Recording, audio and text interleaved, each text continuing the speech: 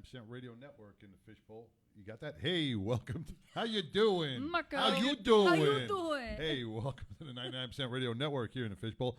As you can see, we're having a couple of little technical problems that we adapt and improvise and overcome, man. But we did it. But I want to welcome the co-host, or my co-host, 12 and Pitbull. What's going on? Oh, not much. How Ready you to have doing? a great show. I'm as excited about this show as I've been about any show in a while. This is going to be a great show. I can tell. I can read it all over your face. Wow, you know how excited you look, like a kid that just put his hand in a can of tomato sauce. I'm hungry. Squishy. No, I'm after we had the guys on a couple weeks ago with Operation Wasteland. It's a pretty cool story. That was, the good guys won that one. This is one about a little different take on it, but it was so, watching the 75, that it was so compelling. It was so interesting, especially, being a cop. All right, just got to get you a little New York into you. It's not the 75, it's the 75. 75. All right, man. The 99% Radio Network is proud partners with the High Seas Rally, set and sail, man, October 26th through November 4th out of Tampa, Florida. It's still time to book your trip. Go on highseasrally.com, and it's more in 24, man, because once you get your cabin, guess what? You are automatically entered into winning 4 custom motorcycles from some of the top builders across the country, man. So go on to the highseasrally.com. Join us for an amazing trip that we are going to be raising a lot of money for the Dialysis Foundation and the Wounded Warrior Project. This is going to be an ultimate cruise for bikers, first responders, vets, and anybody else who just wants to have a good time. And it's like over Halloween. And a Halloween party is ready killer. On this High Seas. Killer, man, killer. Just and promo code, right? Promo code. Thank you. Promo code 99. Use promo code 99, and you will get $250 instead of $150. You will get $250. Right. That's $250 to use how you like on board. $250 like free cash money. Coladas. That's a lot of pina coladas for $250, man. But like what 12 was saying, I want to recap March Madness for anybody who hasn't been following us or hasn't had a chance. Man, we've had an amazing month. We've had the Thin Blue Line LEMC. We've had Operation Wasteland. We've had Hunting with Soldiers on here. We also had Billy Chance and the Chance Foundation for Check the Box. It's just been an extraordinary month. And today we're going to cap off with the highlight. We have 2 individuals coming on this. This is the path to redemption. Mm-hmm. We all make mistakes. No. We all have regrets. we all. There is not a person within my listening voice that has not said, shit, I shouldn't have did that. But it changed the path or the course of your life forever, right? So either a knock on the door or you're swiping some gum or some money, just that one instant changes everything. We all have skeletons in our closet, some more than others, Pitbull. But sorry, Mom. Sorry. Mom's probably got some skeletons Oh, God. too. Well, I mean, she is my mom. But, the road to the path to redemption is about forgiveness. And, people pay their price. They serve their time. They pay their penance. They make good on who they are. Just because they made bad decisions does not make them a bad person, when you think about it that way. So we're going to get into that in a couple minutes. We're going to get those guests on the line. We're going to tell you who it is. But first, last week, I screwed up. I will take the hit on this. Womp, and womp, womp, womp. And I cut the show a little bit early because we were running out of time. And I didn't give Pitbull her due. And I do apologize 100% for this. Because this is a cause that I want everybody to be part of because it's so important. And it is really heart-wrenching to know that somebody's battling this. So, Pitbull, take it away. So I have a dear friend of mine. We were in a club years ago together. Now we've separated from that club, but we are still brothers and sisters. Doesn't matter what colors you fly, we all soar together. Right. He's dealing with stage 4 cancer. And And a young guy. Young guy, mid-40s. He just Yeah, had his very young. birthday yesterday. He was supposed to have his 3rd round of chemo yesterday, but he didn't gain enough weight, and his kidneys are not doing very well. So he didn't get his round of chemo yesterday. So on Saturday, we are hosting at the Keller Ice House a charity event for him. It's called Spade Strong. We're going to have raffles. We're going to do cornhole. We got free pool that day. All the proceeds are going to go to the family. They are dealing with, financially, there's only one person taking care of the household right now, and there's a lot of bills build up. Bills man. don't care. They don't care, man. Bills don't care. So all of this is going to go towards the family medical bills and just regular living. Getting, they already unfortunately had their car repoed. His bike got repoed. They got the one car right now. They're needing some help from the community, and he is part of an LEMC. And so this is open to all 99% clubs to come out and help. I mean, we're all, like I said, it doesn't matter what colors we fly, we all soar together. And this is something that we need to maybe come together and help one of our brothers. Have a couple of beers, all your donations. Like I said, donate 5, 10, 20 bucks, whatever you can. Come out and support. Show, even if you're destitute and you don't have $1 in your pocket, come out. We'll buy you a beer. Just show your support, man. That's it, man. And that's what we want to uplift this gentleman, and we want to make sure that he sees that this community has not forgotten him. Because any one of us could be in that same boat tomorrow. So let's get out there and support Spade. So this is going to be at the Keller Ice House in Keller. It is from 12 to 3. And come out and enjoy a good time. Weather's supposed to be nice, 80 degrees. Yeah. All right. And then we're going to do one more thing, and then we're going to call our guest, Angelo. But this is very important. We have a young lady who is celebrating her birthday. Her birthday. This is my mama's birthday. She is 39 for like the 5th or 6th time. I don't know. That's I think fine. my mom's like 91 now. Not certain. She's going to smack you upside the head if that's her real age. She's going to smack me upside the head, but my mom's doing pretty well. She's actually out taking care of other folks today in Murray, Kentucky. So as is our tradition, we're going to sing happy birthday to my mother. Mom, I love you. And so are we ready? You All right, lead here we it, go. man. All right. Happy birthday to you. Happy birthday to you. Happy birthday, dear Mama. Happy birthday to you. And many more, Mom. And many more, Mom. And there's another mom, Deborah. Puppy is on here. Poodles. Poodles on. Poodles just came on the thread, man. What's up, Poodles? Thank you for so much. She's giving your mom a nice happy birthday. Oh, look how cute that is. 2 moms giving the happy birthdays. All right. Can we once we get those guys on the line?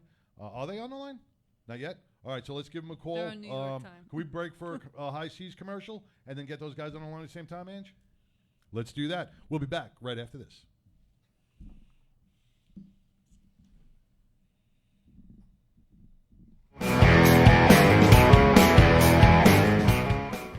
Hey, what's going on, everybody? Cruise Director JT, and I am standing right next to Lionel Gammon of Law Tigers. And big news, big announcement. Big news, big news, okay? Cruise Director, where's Cruise Director? We have big news. Big news. There it is. All right. Coming to the High Seas Rally in 2024, 4 builders, 4 bikes. Lionel, what does this mean? 4 builders, 4 bikes. You get a chance to win 4 in 24. High Seas Rally and the Law Tigers invited 4 builders to build each and every, 4 of you, a custom motorcycle. So we have Xavier, of course, of Providence Cycle Works. You guys know Xavier, love him. He's given nights for 2 years in a row now. And Xavier's helped us bring some of his friends. So we have Magic Mike from Magic Mike Designs in Vegas. We have Pat Patterson with Lead Sled Customs out of Ohio. And then Rick Bray, RKB Customs out of Fresno, California. So these 4 builders have agreed to build us 4 motorcycles, fully custom. This is no run-of-the-mill regular OEM bike. This is a fully custom motorcycle, and you can win them. Absolutely. So right now, the way we've been doing it is you have the chance to win 1. Not anymore. It's 4. 2024, win 4 in 24. So all you have to do is be on board. No need to buy extra tickets or anything like that. Just book your cabin, make sure you're on board in 2024, and you will be entered automatically to win 4 custom motorcycles. Now, make sure you follow the journey on social media. These bikes are going to be debuted at Daytona Bike Week in 2024, so stay tuned. And like I said, just make sure you are on board the ship. That's it. Big news! See you on board, everybody.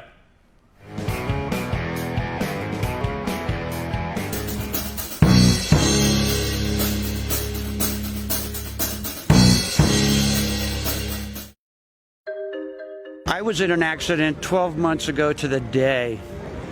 I was driving on southbound Santa Fe and somebody did a suicide left in front of me and I T-boned him at 45 miles an hour.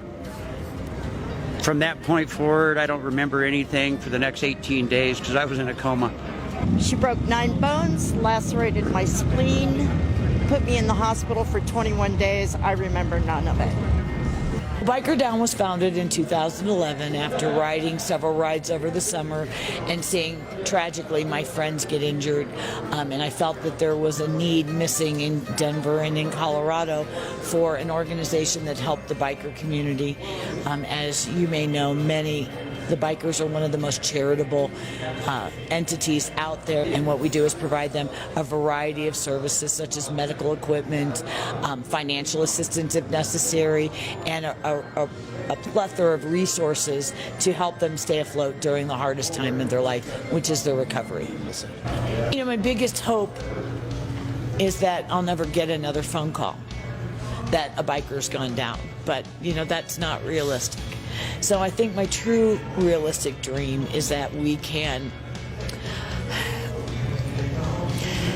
help as many as we can help, because it is life-changing for them. Certainly donating and volunteering your time, and even if you can't do that, attend our events. You know, attend our event and get a $20 t-shirt for your $20. You know, those kind of things make a big difference in a small nonprofit like ours.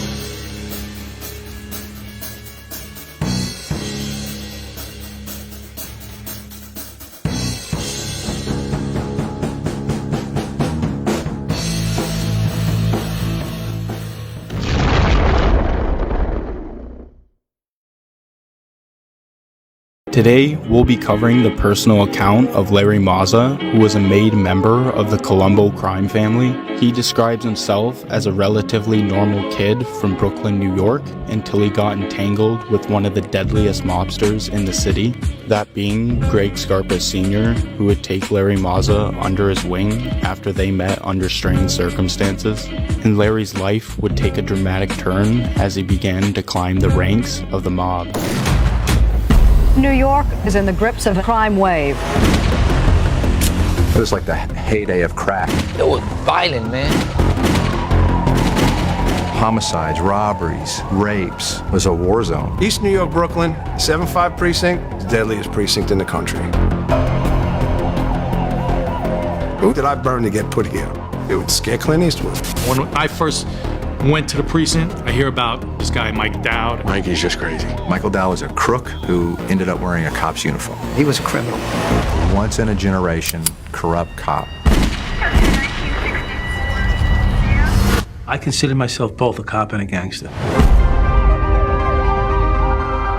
Larry Mazza was born in Brooklyn, New York, 1961. He had a stable upbringing, growing up in a middle-class neighborhood. His father was a fireman and his mother worked at the bank. They both made sure that Larry and his 2 siblings had everything they needed to prosper later on in life, and Larry would turn out to be a complete anomaly in his... Some way we can make money from this. La Compañía, it's a very serious Dominican gang. $24,000 in our hands to talk. Mike was of rain, so no problem. In his business, if you mess up, you got killed. I'm a New York City cop. I'm taking a risk of going to jail for a long period of time, and you're gonna short me a dime? His word against mine. And I'm a cop. I'd break a neck if your neck needs breaking. I had 3 machines counting money, and it's still not enough time. Everybody on the floor now! There's no becoming a cop again. you're gonna have me killed. We knew we were up against a really tough crew. A month ago, I was a regular cop, and now I'm a criminal. That's what they taught us in the police academy. Got a guy in the front, a guy in the back, got an entry team. You felt like you were God.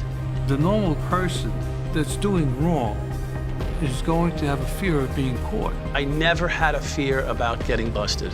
Michael Dowd did not have any fear. Because the cops around me would never give me up.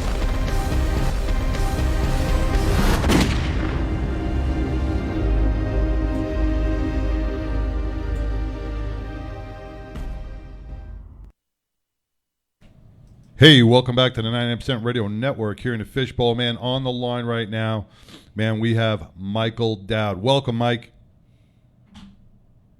Can you hear me? Unmute Mike, can you hear me? your line. Unmute.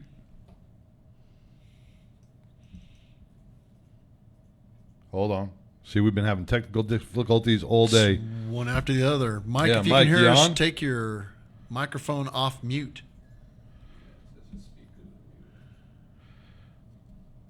You want to shoot him? Yeah, he's not answering the text.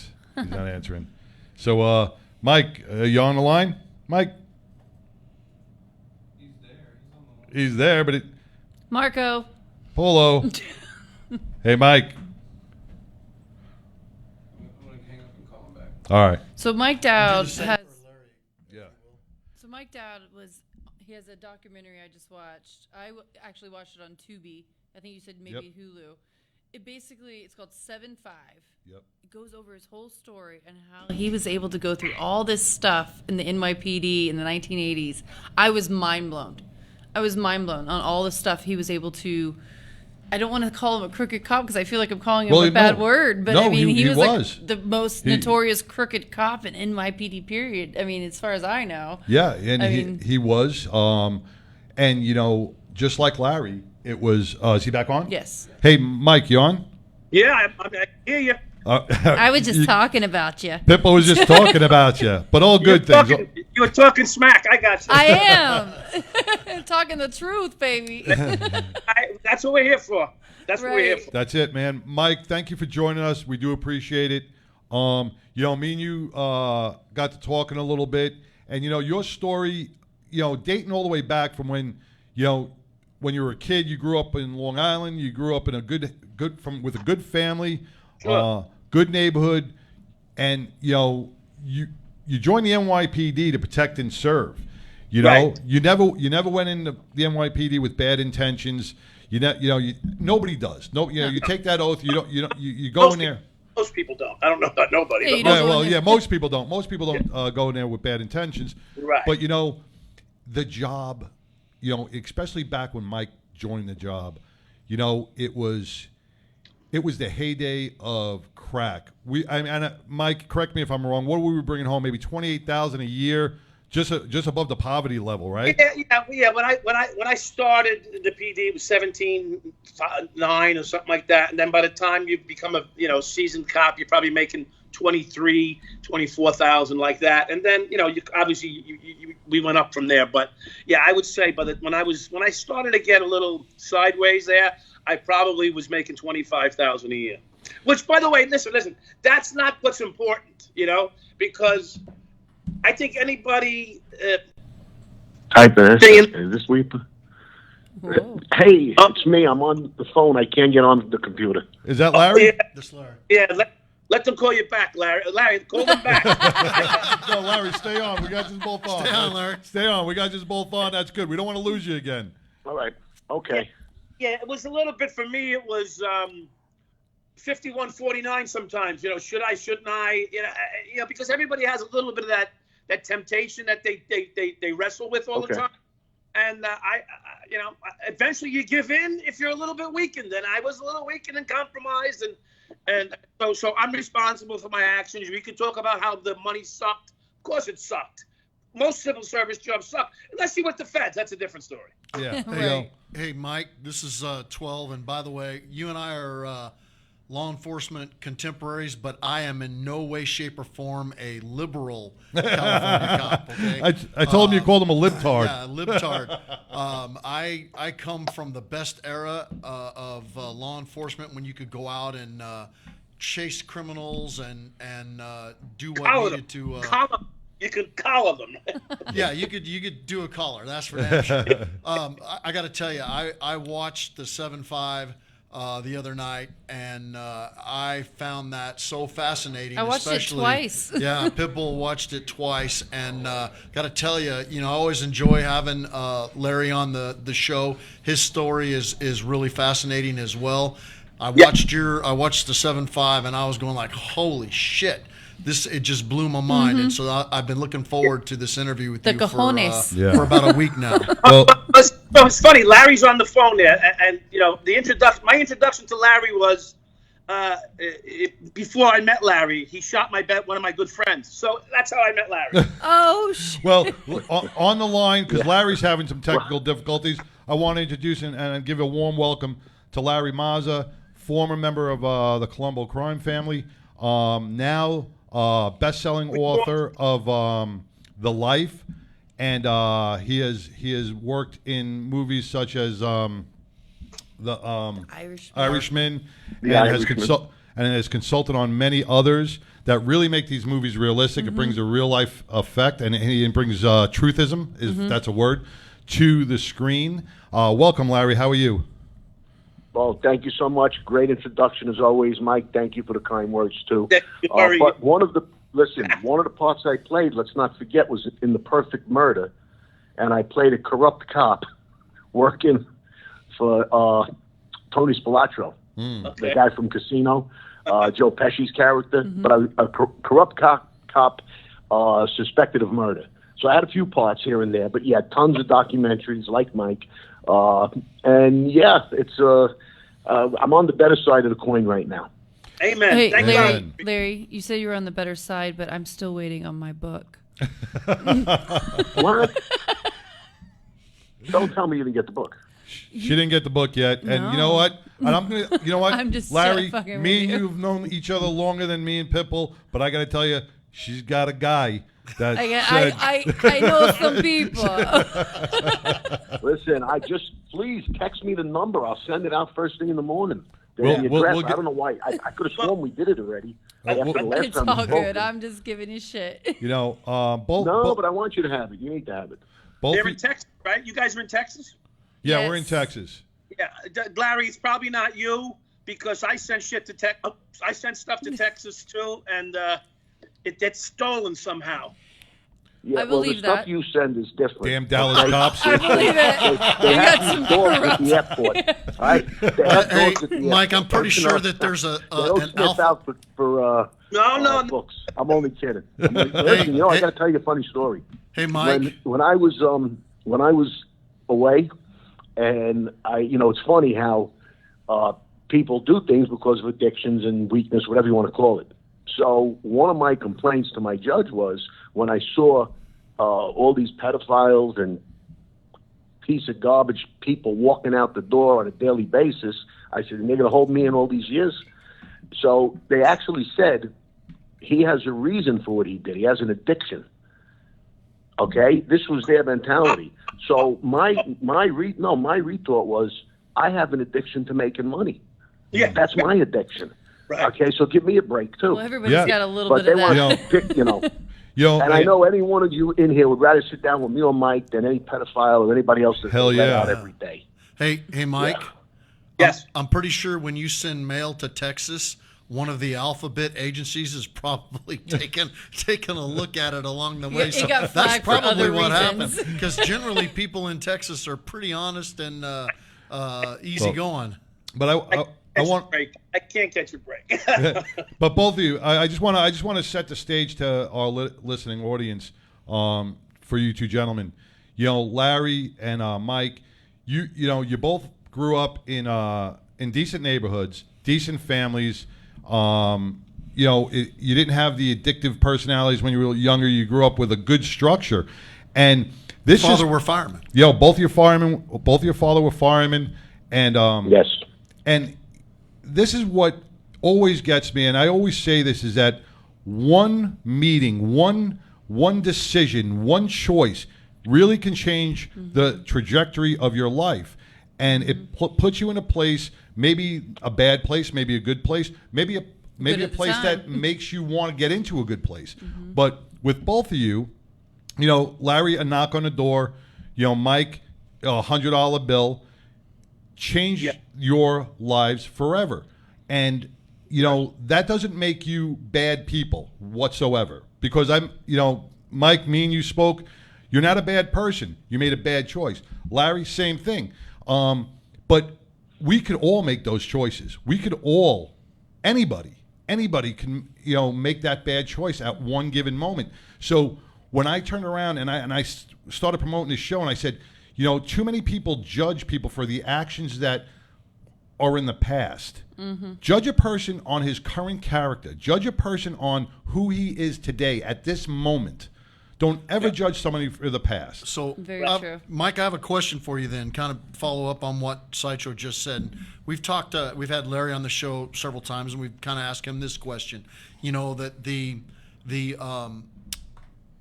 mafia conducted themselves generally, especially in the older days, if I understand it correctly, by a code of honor. They didn't talk about it. They kept their stuff internal to their families and their groups. And I grew up in a law enforcement family. My father did 35 years. So I was brought up a certain way, probably much like you were brought up as the son of a fireman. Larry the same way, because we're all about the same age. But I got to ask you. So how you grow up, you become a cop. I heard what you said in the 7-5 about why you became a cop, but you presumably in New York you get training on ethics, and you take an oath. You swear an oath, and I swore probably a very similar oath.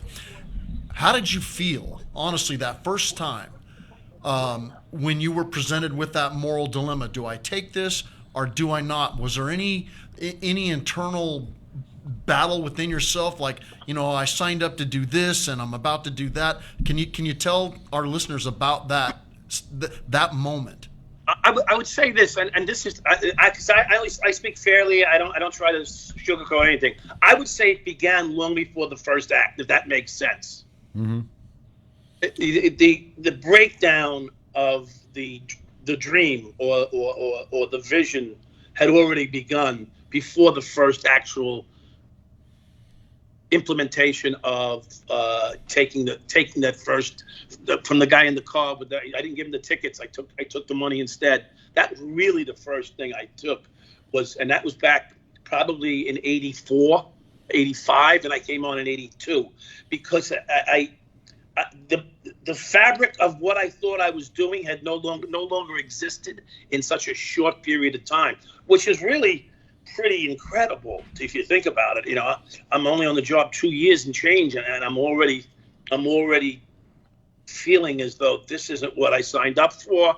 I don't feel like but the insecurities in me were not able to overcome what I saw in front of me, which was depredation on a daily basis, lack of respect, and by that that's a loaded word, lack of respect basically by the job. The people in the street, they got respect at the end of a nightstick, some of them, you know what I mean? I mean, it's just the way it was back then, and you met out justice, Certain communities you drove by, they waved at you. Certain communities you drove by, they throw a bird at you. So it all, the job came down to, for me, when I stepped over the line, it had already begun in my head. And that's a fair statement. I think that would be fair if anybody else would probably say the same. Yeah, I'd love to add something to that. If you were around nowadays, I don't think you'd last 2 months with the way that police officers are treated. It was a whole different time then. But But Larry, Mike, I was trying to explain to 12 because he didn't understand how things can go so bad. And for those who don't live in New York, all right, Bensonhurst, Brooklyn, and Larry, is that where you were from, Bensonhurst? Yeah, pretty much. Pretty much that area? Okay. Yeah. Brooklyn's small when you think about it. Right. So Bensonhurst, South Brooklyn was a lot different than North Brooklyn.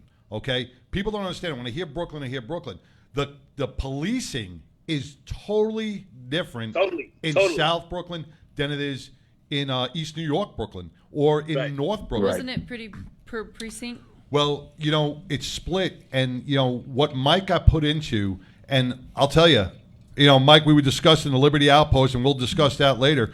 But this neighborhood, the 7-5, when a drug dealer, when you pull up as a cop, a young cop, I don't care, making $23,000 a year, and then you go to make a bust, and this drug dealer has $100K, and he laughs at you because you know what? It's the revolving door of justice. You bust your ass, you bust him, you try to do the right thing, and guess what? Millions. He's out on the street before you finish the paperwork, right? Yeah. He's out in the street, and then you're like, what the hell am I doing? Day in, day out, this guy's giving me the finger on. He's giving me. I'm not hurting him. Well, that was the circumstance guy. with Mike. Like, I mean, watching the series, it was like right at your time when you were struggling with money, and that presented itself. The opportunity presented itself where it was like, oh, well, I can take that. Nobody's gonna know. Right. Who's gonna tell on you? Who's gonna tell on me? There became a point where I started to justify everything. Then, I'm not sure Larry would tell you the same thing. One guy, what's 10 guys? What's the difference if I kill 1 or 10, right? What's the difference if I rob $1 or $1,000? Well, what if it's 50,000 today? It didn't matter at some point because you begin to, once you move away from that line, that fine line that we all walk and dance on, once you cross over that gray line, you can't even see it anymore, So, that's what began to happen. But one thing I wanted to bring up, because I don't know how long we're going to be on this thing. We got it, man. We got as long as you want. We're good. No rush. Larry brought it up before. You guys brought it up, but Larry and I have shared one thing in common, besides that he shot my friend. But get over it already. He lived. And he probably deserved it. He did live. He got hit in the chest with a shotgun blast, and he had a bulletproof vest on. That's did he deserve it? Did he probably deserved it. He was the other side. He did. He went to Vicarina side. When he had the bulletproof vest on. We hit him. I saw his his shirt, his jacket rip open. He went flying down to the floor. We figured he was gone. The bulletproof vest that Mikey Dowd nothing in the newspapers. Supplied to the. And then I found out years later from my friend Mike. What I wanted. Mike, were those the ones that you supplied to the drug? Because I remember there was a part in the story where you supplied or somehow got the bulletproof vest. Oh, not for the mob. That was for the. He's a bit wise guy. His own vests. He had a steel plated vest. I didn't carry one of them. So I wanted to touch on something about Larry and me. All right, Larry and Larry's gonna. I noticed this is gonna pull at him. We grew up in a fireman's household. If you're never in a fireman's household, you have no idea what that's like. Your father comes home, and by the way, Larry, my father knew who your father was. Your father comes home every day smelling like a fire, okay? And I would jump off the stairs into his arms because he did, they do an overnight shift all the time. And my father basically did 24s most of his career, and he worked in a 108 truck. He was the till man. When Williamsburg was burning down with the Jewish lightning, my father was there. And they must have had 1,000 fires, 10,000 fires a year they responded to. Anyway, but when you went to those family picnics, Larry, how were they? Oh, the camaraderie, the brotherhood, unbelievable. You just thought it was all extended family. Exactly, everybody was family, right? Yeah, it was amazing. Yeah. And I'm telling you that with feelings. Like, I get goosebumps thinking about it. Pudgy Walsh was there. If anybody in America, probably one of the most well-known names out of the FDNY is Pudgy Walsh. Larry, did you know Pudgy Walsh? I don't remember the name, to be honest with you. I don't want to just say I do. Yeah. He was the football coach for the FDNY team, and he was also the 108 or 216 engine, I guess, with my father for most of his career. But listen, I can't express to you and people, your viewers who know the fire department life. Yep. Larry and I were children of the firemen. That you were young little heroes yourselves. Larry, am I wrong? Yeah, it's true. No, the whole net. Yeah, for sure. They all looked up to my father when he came home. I remember all of my friends. They loved the big uniform. He would come home sometimes with his hard hat on. He came straight from the fire. Straight from the fire. Right. Yeah. Now, Larry, Not to get off Yes. you for a second, Mike. I'll get back to you in 1 second because I'm going to kind of jump back and forth because your lives are almost similar and they ran the same path.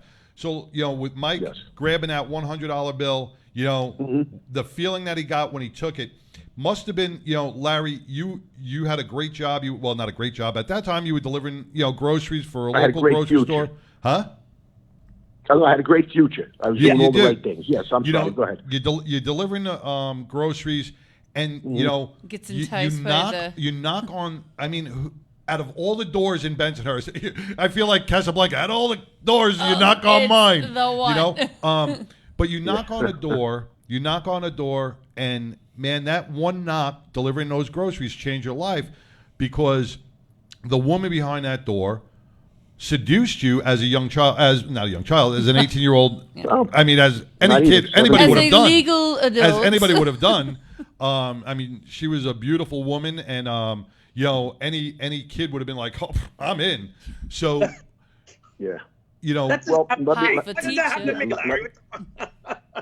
Well, here's what happened. I know this isn't to toot my horn, but you'd be surprised. There's more lonely housewives out there than you think. And I had a few little one-time flings, and I had this one that wanted me to have a baby with her because the husband was just, I guess, beyond on drugs. He was just out of the loop, and she wanted to have a kid, and it was just crazy for a 17-year-old to hear that. I didn't do that, thank God. But no, this one was different because she, and I'm going to tell you what Nick Pileggi, the great writer, said, who did Casino and Goodfellas. When I sat with him, he said, you were seduced twice. You were seduced by the woman, okay? Because this didn't just happen right away. This was a few weeks of her talking to me, getting me close, telling me to come over to the house after work. We'll have a little drink together, whatever. And then, slowly but surely, she introduces me to him, and then his seduction starts. Right. For whatever his motives were, that he allowed this to go on, and we became very, very close, obviously. Now, my door's open, so this future looks rosy to me because I see the lifestyle he has, the cars, the money, and you're not even thinking murder and assassinations or anything like that. You're just thinking that you're going to be this protege, this big shot too. But little by little, the difference is I got groomed or educated. Right. I don't think Michael had anybody, sort of push him into that. Well, but he'll answer that himself. Maybe he did. But anyway, so that's the difference, that I had somebody, an older man now, teaching me the life that I was walking into. And then the baby steps and ultimately the bad things. But what I'm saying is you both saw the same light. Mike saw this drug dealer money that he could support his family and his habits and whatever it was. You saw a light of all this glamour and glitz, and so you both saw that same shining light. Maybe you got to that light a different way, but that light was put in front of you. Right. Well, Mike, I want to ask you this. I have asked Larry this question before when he's explained what happened to him and his introduction to the life and the path that he took with Scarpa and all. He always goes back to, well, this was business.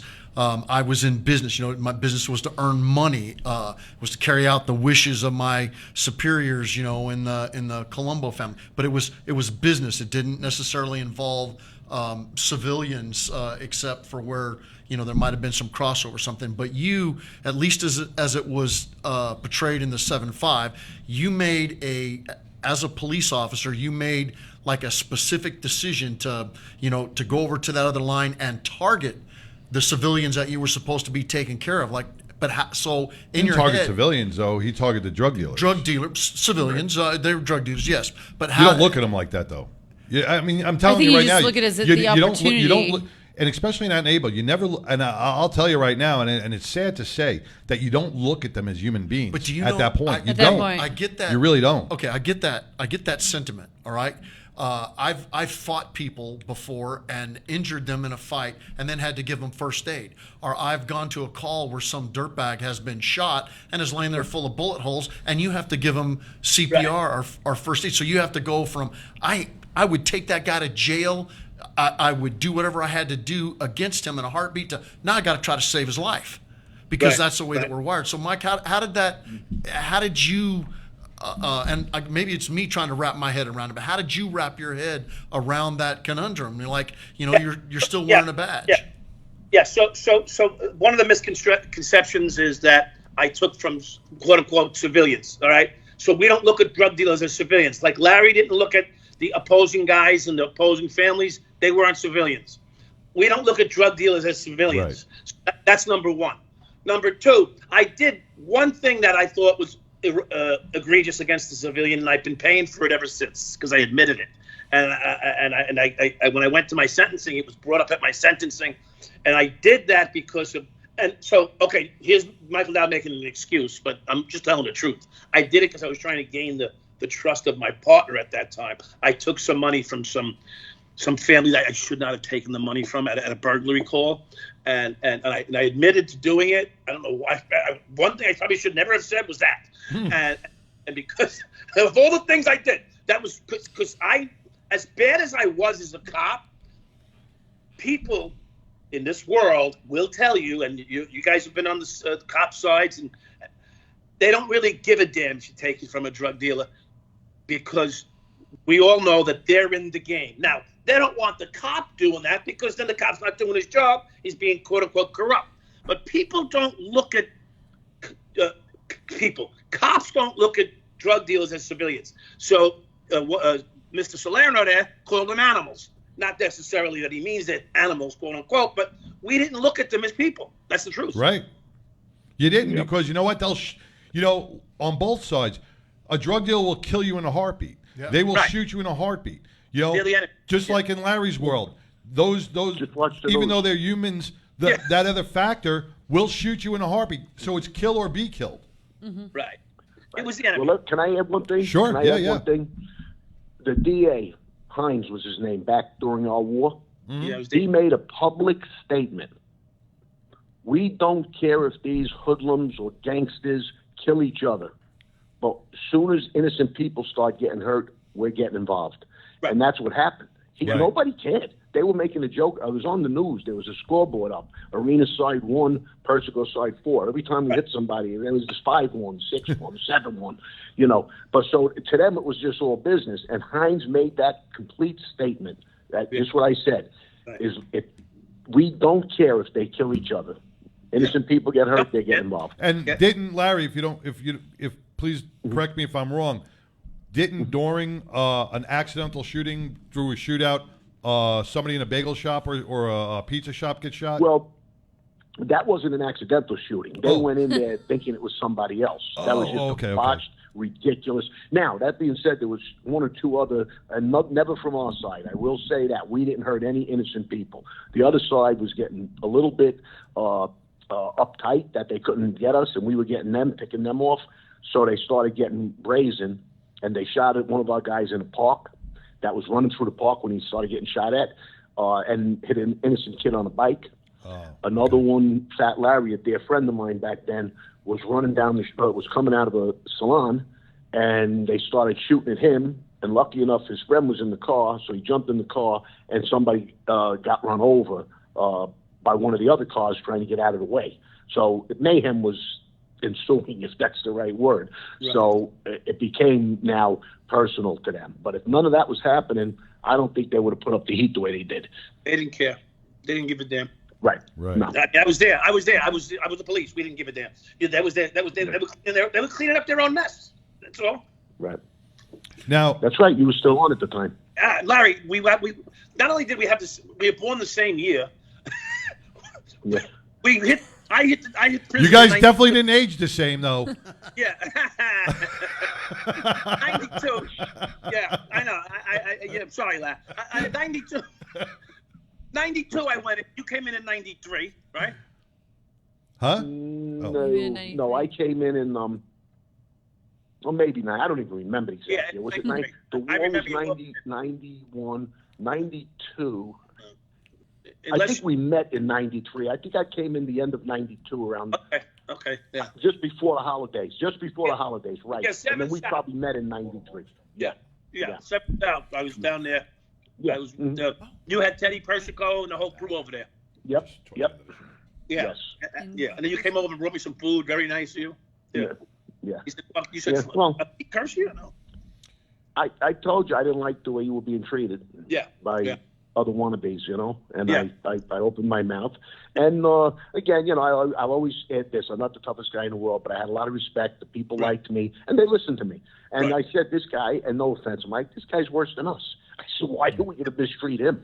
It didn't make sense. And especially in the can, people don't realize black and white, brown and this one, Mexicans hate the blacks, Puerto Ricans hate the Latins. I mean, everybody hates each other, unfortunately, in prison. Well, Larry, and they don't want to hear it. I wrote in my book a little bit about that, and that's the only negativity I got from my book. I was called a racist. I have to explain myself. Go to jail for 10 years and see how you come out. Yeah, Larry, Mike, let me ask something, because you bring up a good thing, and I'm sure a lot of people want to know about this.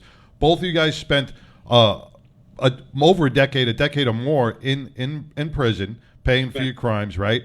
But the movie life portrays gangsters or mobsters or anybody from the mafia in like in Goodfellas, eating prosciutto and lasagna and having a life, and cops in a different segregation or under protection. How was your lives different in prison? Let me answer that first. Sure, if I can. sure. First of all, I mean, things have changed a lot since those movies. Right. Okay, a real lot. A lot of those little pleasures that were there are not there anymore. We were able to sneak in things once in a while. Okay, if you could corrupt a CO or he had a heart. The CO had a heart. He brought you in some sandwiches if you asked, things like that. But we usually had a way of taking over the kitchen. Okay, with whether we paid some other inmates or we, had extra stamps. If you read my book, you'll know I had a ton of stamps because I was a bookmaker in prison. And I paid my whole way through just on booking. So we would put money into guys in the kitchen and they'd send out. So we were able to cook in the microwave.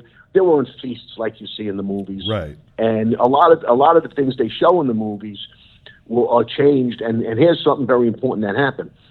I remember when they took away the weights and HBO and all of that stuff. They says we're getting too big. What are we laying around in a country club because we have HBO? The people weren't paying for that. We were paying ourselves with our $14 a month job. Right. We elected to get HBO, and the warden, anybody that worked in prison, backed us up. They didn't want the weights gone because it was punishment for us. They closed the gym if we were bad or anybody did anything wrong. The TVs, they knew. If we were ourselves watching TV, it's better than being out trying to smuggle drugs in. Right. So it was a politician that made a name for himself, that he was so tough on crime. Meanwhile, look at it today. It's still better. Yeah. Right. Yeah, Now, so Mike, how about your stint? My bid was, listen, the Italian guys, they have their own little, it's like being in the street. They have their own little society in there too. So it's not like, and they got, they work with each other. And they usually had a little extra change because they had some good businesses or some good stash money. I mean, I'll be honest, right, Larry, that's how they, and money works in prison. Money works in prison like it does in the street. You get more things when you have money. That's and, right. I didn't have a lot of money, but I had a steady flow of money, and I had so many fans that would send me money, and they wanted to get engaged and stuff like that. So I have, because don't forget, I was on 60 Minutes with Mike Wallace, and I was on 2020 with Barbara Walters. So, my case was so blown up. These guys, I hate to say this, Larry was one of 500, I was like the New York City cop. I was the New York City cop in prison, right? So everywhere I went, I was known. Like, I'd land somewhere, and they go, there he is. Like, I was the because you're driving around your red Corvette, right? Yeah. Now, you were in general population, correct? You were in GP? Yes. Yeah. The first they started me out in the hole. I was in the hole 9 months, and then one day I told them. Me too. Same with me. Yeah. Eventually, I wound up in regular prison and walked out the door. Yeah. I thought, enough with this whole stuff. I can't do it anymore. I said, I hang myself tonight if you don't get me out of here. They had me out. Yep. Like, why did I say this 3 months ago? I said 4 months. Hey, Mike. Funny story. I ran into a guy, Larry. I went from, because they used to keep me on total separation, right? And when I first came in, right. I was like total separation. Like, no one to for your own good. For my own good, yeah. Meanwhile, you get all paranoid. But anyway, so long story short, I'm going up to the 11th because I get a private visit, right? Because, wow, private visit. Still, it's a lousy visit, but I get it by myself with my family. So I had to go up to 11 South and go to their visiting room because that's where I was getting my visit. So I go upstairs, and there it is on the tier. John Gotti's on the tier. They're locked. They all get locked in. John Gotti's on the tier with Chris Moore standing next to him. I don't know if Larry, if you ever knew Chris Moore, the black guy. Anyway, long story. She was in there for machine guns. Anyway, long story short, he goes, "Hey, Dowd." So I don't. I just turned my head. You know how I'm in the blur. And I see John Gotti and this black guy standing next to him. And he goes, "You remember me?" And I'm like, and then I get whisked off. I get whisked off into the visiting room. I come out of my visit and I'm walking back. I go, "Chris Moore." I remembered. So an hour later, when I walked outside, I go, "Chris Moore." He goes, "Yeah." I says, "What's up?" He says something. I says, "I didn't do you wrong, did I?" He goes, "Nah, I'm just saying hello." Like, he just wanted everybody to know that he knew me. So I tried to rob Chris Moore, but Chris Moore wouldn't pay me. Okay. And he was from Chris Moore was from East New York? He's from East New York, yeah. I tried to rob him for like $200. I said, "Give me $200, I'll let you go." He goes, "No!" He starts screaming, making all kinds of noise. Cheap bastard, right? And I ended up having, I got to collar him because he's screaming. I got to collar you, you idiot. So I took him in and gave him a summons. I said, "You pay the $200 to the court instead then. Whatever you got to do, But it was funny because 3 weeks later, Chris Moore gets put in the hole and completely. He was four-pointed, with belly chains and feet chains on. Mm-hmm. He was put in a cell like that, and he needed the phone. And I'm up on 9 South, and he knocks on the door. I'm out walking the tier. He goes, "Hey, Mike." Now it's Mike, right? "Hey, Mike." He's sitting by the slot. "Hey, Mike." I go, "What's up?" He goes, "Can you get me the phone? I need you to. Could you dial it for me?" Because his hands were belly chained. He couldn't even get to. I had to put the phone by his ear on the slot by the floor because we had the phone rolled. The phone was on wheels. It rolled around the floor. So it was just. It's funny how the world is small. You know what I mean, La? Yeah. I forgot about the phones. Hey, like that. Hey, Mike. Yeah. Oh, yeah. I was talking to Sideshow this morning, and he was educating me kind of on how things worked in New York, and something I asked him about, and I want to ask you. So, watching the 7-5, it focused on what you did wrong, but I said, well, what it didn't show in that was, you had to, go to work 5 days a week. 8 hours, or I don't know what shifts you work, but you'd go to work 8 hours a day, and presumably when you weren't ripping people off, though, you also had to handle calls. And Sideshow was explaining what it was like in that precinct during that time, but you had to go to domestics, you had to go to traffic accidents, you had to go to DBs and stuff. So when you would get those calls, where you were greeted with a grieving family who just lost a loved one, or you're having a break, what's going through your mind? Are you thinking cop or criminal when you're having to you're called upon to do your job and not what you've become? So if you not you personally, but if you looked at my performance record, I was a highly performing functional police officer. I handled people and jobs with respect and dignity, and my reports would reflect that. I could go from shaking down a drug dealer at one spot and saving a baby's life at another, and it happens several times. I can go to shaking a guy down over here to a shooting over here, saving someone's life. So it was constantly. So I'll give you guys an example, and this will reflect to Richie's Rich Solano. What's your first name again? John. Sideshow. So I get a job over on Pitkin Avenue by Shepherd, over in that area. It's a snowy day in March. So March snows generally get cold and wet, right? So it snows, you get 4 inches of snow, and then it rains, and someone gets hit in the head or something, and he's laying in the snow, and the ambulance shows up from the Liberty Avenue station house up there where you guys rolled out of. Yep. And so this is like 84. And we throw him in the bus. So, one to Elmhurst, not Elmhurst, Brookdale. Went to Brookdale, no aided card, no nothing. The guy's fighting with the ambulance. He didn't want to go. They lay him in the ambulance. They take him to the thing. They strap him in. They take him to Brookdale. I get a call around 8:30 in the morning the next day. You know that aided case you handled, because it's all recorded, on their logs, the electronic recording. You know the aided case you handled yesterday? I go, yeah. What about it? He said the guy's dead. I said, what? Jesus. Because from what? They go, they don't know, but they're investigating it as a homicide. Now, step back. I had that guy the night before the snowstorm. He had a fight. He got hit in the head. He's so good. They didn't want to. They were drunk. They were beating each other up. The next day, he falls in the snow, lays in the snow, right? He gets hypothermia. When they took him to the hospital, he was fighting in the street. They put him in the ambulance. He goes to the hospital and dies in the hospital of hypothermia. Now I get the call in the morning. We got a DOA. We're investigating a homicide. We got no paperwork on this guy. Who is he? So now what do? I rush to the Liberty Avenue, the Liberty station you guys are at. What do you the outpost.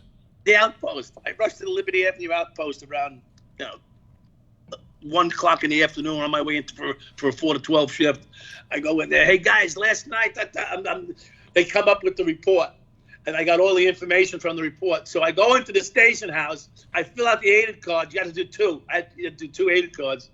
I still lost 2 hours pay for it, though. They gave me a rip for it, command discipline, for not doing the paperwork. I said, for what? They go, well, because the detectives had to work extra hard. We got to do something. We got to write you up extra hard. I got the information over here at the bus house, the ambulance depot. So. But yeah, you guys took him to the hospital, and I got charged with I lost 2 hours pay for it.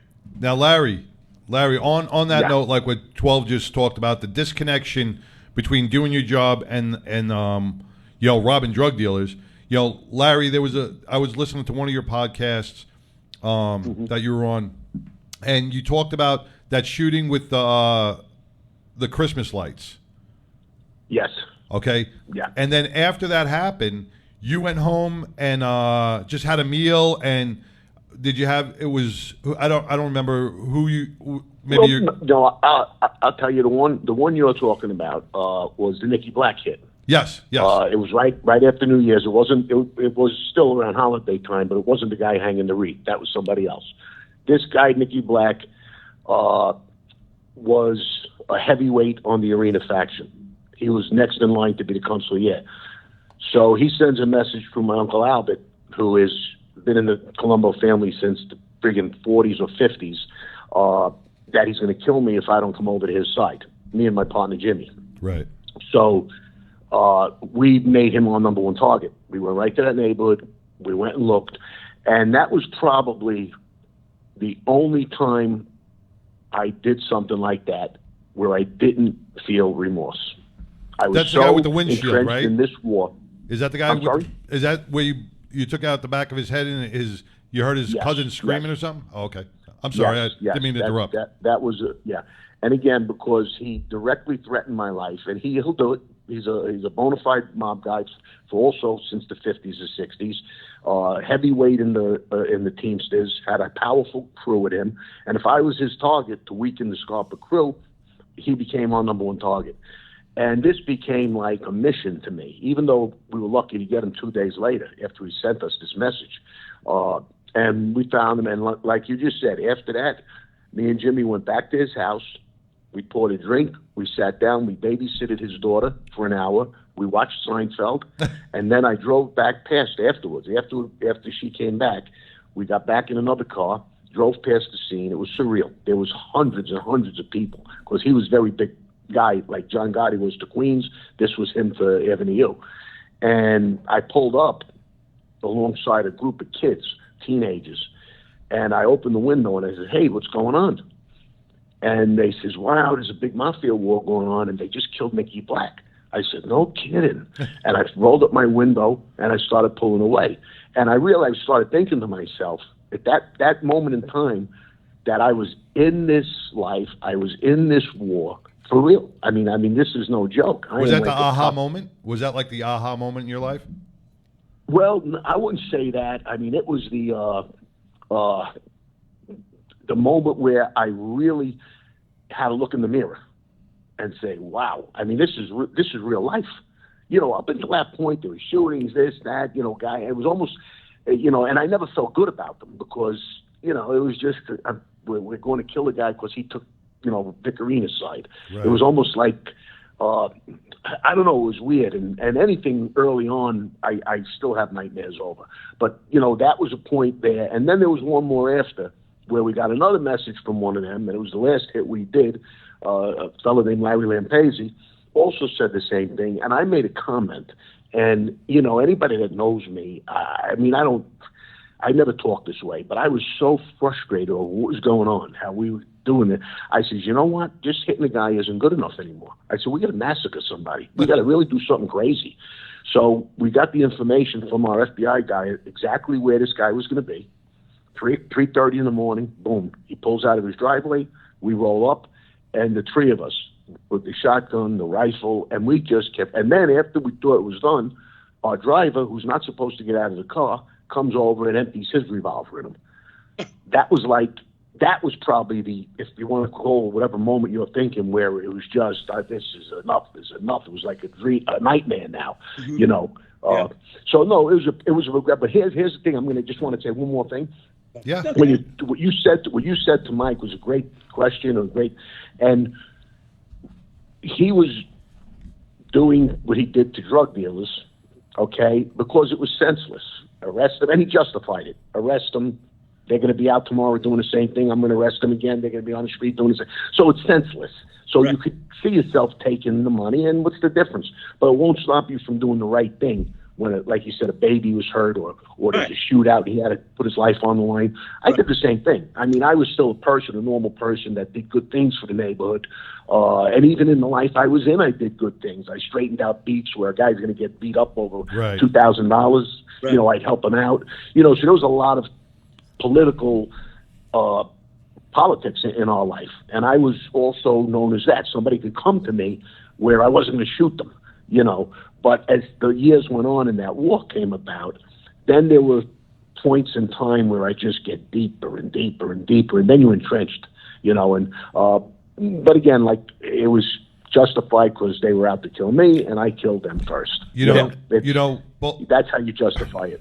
And like when 12 brought that up, you know, that disconnect, and you know, when we had Frankie Steele on here a few times, and you guys know, and Larry, I think you know that I'm very big into the mental health aspect, and you know, I'm a very big advocate on it on a first responder scale, but I was also on it. Me and Frankie Steele got to talking. You know, the stress that must be on both your minds, like you just said, the nightmares. How is that disconnect? How do you ever recover from something like this, or do you ever heal from this, or do you just go back on the norm? Before you answer that, Larry, if you don't know, Frankie did this this PSA for what we do with hashtag Walk the Bridge, and he said right at the beginning of the PSA, he goes, you know, I grew up with respect for law enforcement and first responders and stuff, and he said, I went a different path. I come at it from a different way. And when he explained PTS for a made guy because of the stuff that you have to do, and last time we had him on the show, he explained some stuff that happened down at the, what do they call the place where they dump the bodies at? Oh, yeah. With where the bicycle was and everything else. And all that stuff. And he goes, man, I had PT, and clearly, I mean, we're laymen, but we could say that dude probably has some PTS, and so I think that's a great question. Like, what does it come from? Because trauma, and I always say, trauma is trauma. It doesn't matter if you go see a dead body or you cause the dead body. Trauma is trauma, and everybody reacts differently to it. So both of you have got to have some sort of post-traumatic injuries from the life that you both led, and how do you deal with that on a daily basis? It's got to be tough, because you can't just walk into a therapist's office and go, "Hey, well, I did this. I was on this hit," or "Hey, I broke this guy's arm because he was a drug dealer." Tony Soprano. Yeah. How do you come back from that? Or I don't think they have a therapist that specializes in organized mob stress therapy. You guys are gonna have to watch out for this. I just filmed something maybe 6 months ago, and they just wrote me that they're getting closer. I did a series, and it's going to be on me. It's called In the Mind of a Killer. And I'm questioned or interviewed by a psychiatrist. And the questions she was asking me are very much the questions you guys are trying to get to. And a few things. I says, first, I'll never get over the early ones that I had to do where they were friends or they were people we knew. And I knew. I says, he has family. This guy has family. So he was selling drugs. Is it all right to kill him? But I can't say this out loud. I can't let Greg know this is my thoughts. But sure, I was thinking that. Then later on, Gregory and I got a bigger body for a guy that did something, another rule that was broken. He slept with somebody's wife or whatever, which is a whole other story. Yeah. All the rules are broken like crazy, as you know. So but what happened was as time went on, I got hardened, and eventually where I became this known killer was during the war. Before that, nobody looked at me as a mad hitman. Right. They just another guy that probably did some bad things to work his way up. And again, I'm not justifying it, but that's, so I do. I have bad dreams. I have to talk to people about it once in a while. Right now I talk to my wife, Kelly, about it. Right. But the one thing I'll say is this. I've learned that we don't have to go through the rest of our lives trying to be forgiven or working on forgiveness. We did our time. We're all doing better things. Right. I don't think I owe any more apology to society or to the world. No, I've yourself. done everything I could Just to to show yourself. them that I was sorry, and at some point, I don't have to. So that part, I'm fine with. I've said it a zillion times. Right.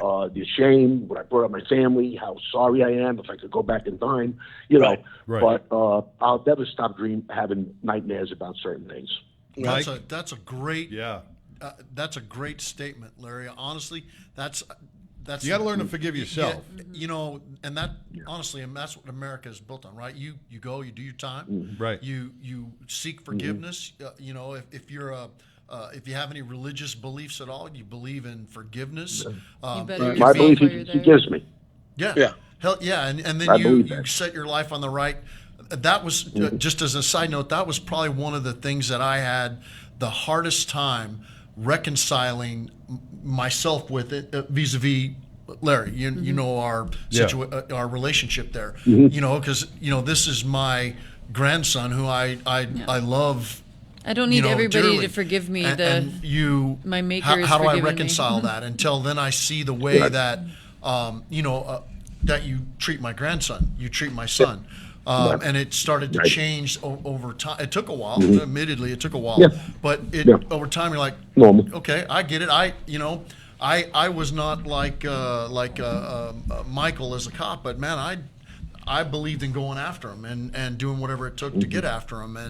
And someone might look at me and go, you know what? I didn't like the tactics you used to chase bad guys, and you're as bad as they are. And they could say that. And so it cuts both ways. And what you just said about that, I think, was spot on. That's one of the best things I've ever heard you say. Yeah, he made a good point there, Larry. Thanks for saying that. And that's one of the things that Larry, Lilo Brancato. You know who Lilo is? He was involved with the shooting with the cop. He didn't shoot the cop. Yeah, he become friendly, I think, even with yourself. I'm not sure, over the last few years. Anyway, he called me one day because we have a talking relationship. We've been together several times. And he said, Lilo's the guy on, what's the show from the Bronx Tale? Yeah, he ended up in a shooting where the cop got killed and whatever. And one day he calls me Brancato. Yeah, Lilo. He says to me, I said to him, Lilo, you can't keep apologizing. You've apologized. You did your time. You fought the fight. Someone died. You make peace with it. I said, because I can never, and listen to, now I'm talking to two cops, I guess, here, right? And Larry, who's almost like a cop now, been around so much. Two cops and Larry and that chick. Just kidding. The thing is, you have to just live your best life. You have to try your best to deal with people honestly. You can't turn away. Everyone says, put the past behind you.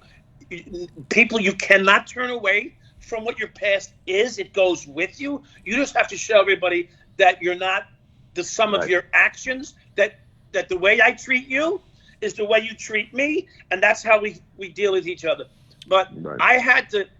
I mean, not everybody gets their picture on the front page of the Daily News and the Post 25 years after they're, or 30 years after they're arrested for going to one police plaza. Right. All right.